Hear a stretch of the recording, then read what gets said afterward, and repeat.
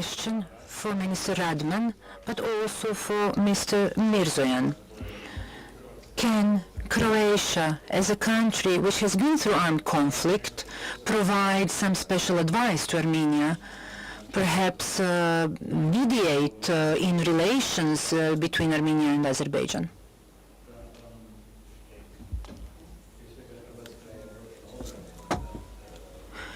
Croatia went through a defense war. We defended ourselves from the aggressor. This is important to emphasize. In any case, Croatia managed to liberate its country and to establish a peaceful reintegration of the Podunavlje region. So on the 15th of January 1992, Croatia was internationally recognized, and six years later, it also regained previously occupied territories into its sovereignty. After Oluya, after the storm campaign, Croatia invested effort into negotiations. It engaged in the talks in order to achieve peace and to restore previously occupied territories. This is Croatian experience, and it was lengthy. However,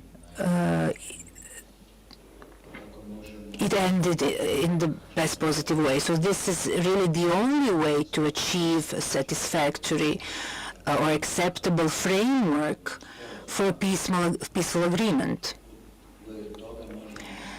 In that regard, we, as a country that later on became a member of the NATO and of the EU, because we have bilateral relations here between our two countries,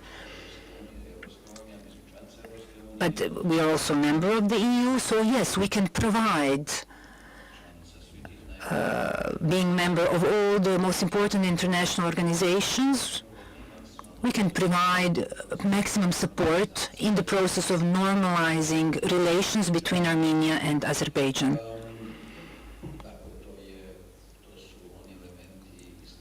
These are the elements that relate to building trust. I believe that's the most important thing to do, to build trust and peace. In particular, this would also relate to humane demining. We were involved in Ukraine. Last year we had a donors conference for Ukraine. So this is Croatian experience. We discussed this today.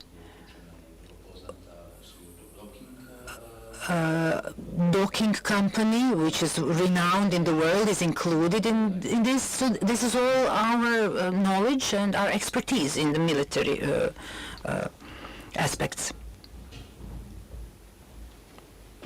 Well, thank you very much for the question and for your interest. As I said, Armenia is engaged in negotiations with Azerbaijan in good faith, and we are more than interested in establishing lasting peace in our region. We believe that this will be beneficial not only for the people of Armenia, but all the countries in the region.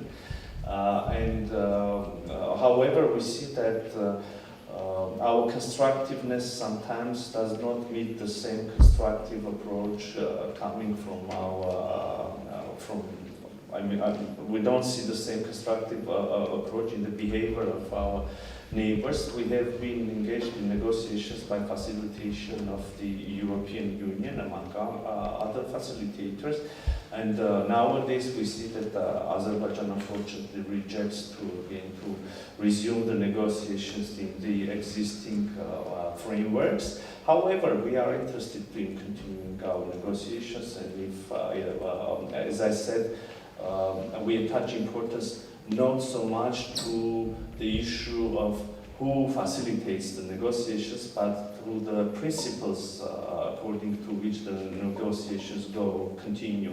And here again, I would like to emphasize that the issue of territorial integrity, recognition of legitimate borders, inviolability of borders, as well as respecting each other's sovereignty, these are the principles according to which I believe the peace should be agreed.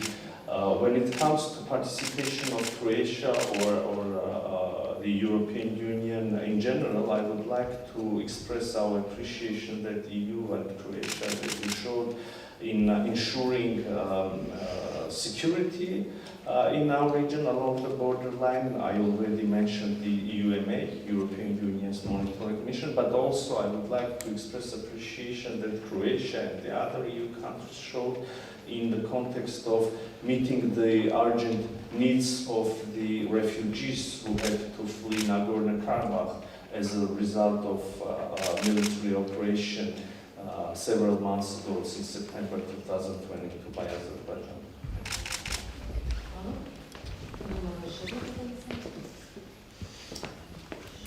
So we technically don't have an Armenian journalist joining our delegation, so I will read one of the questions that we received from the journalist, and I see that understandably it relates to the situation, regional situation, and can be follow-up to already made statements. Minister Mirzoyan mentioned already we hear continuous open rhetoric from Azerbaijan which threatens the territorial integrity of Armenia and overall peace in the South Caucasus. We heard recently messages from the European Union that violation of Armenia's territorial integrity might have severe consequences. So how is Croatia positioning in this context and in this current situation? Thank you. And of course the question is addressed to the Minister Radman. Thank you.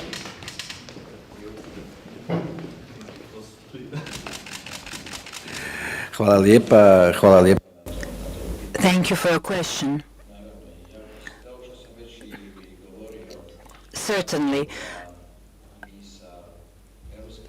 from the perspective of the European Union, we do not see the potential of escalation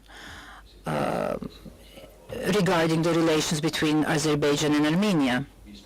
We are convinced that peace has been achieved, and we will invest all efforts to maintain that peace and to achieve more specific, more concrete goals, and which will also include an agreement.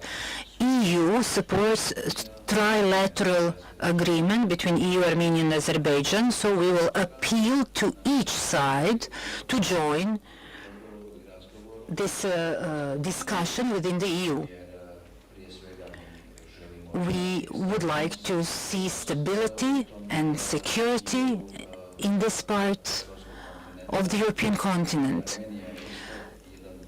Armenia is one of the 6 countries in the East Partnership.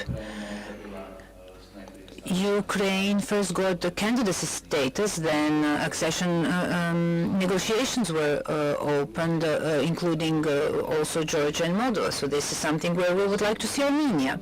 I am convinced that we will continue talks and we will have agreements, and this agreement that was signed in December, on the 7th December, contributes to that. So again, we hope that permanent peace will be achieved in Southern Caucasus. Thank you. This closes the press conference.